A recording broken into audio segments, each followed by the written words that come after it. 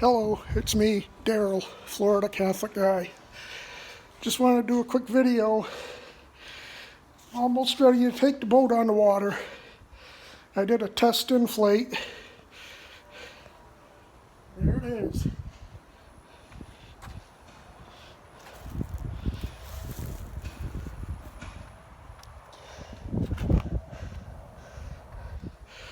Seems to be holding air all right. I climbed in it. It's looking good. I can use it like that with the oars. And once I get the battery cable I need, hook up the motor mount and motor, and I'll be good to go. Looking forward to getting her out in the water. Alright, just wanted to do this quick video. I'll do another one later. Thanks for watching. Bye.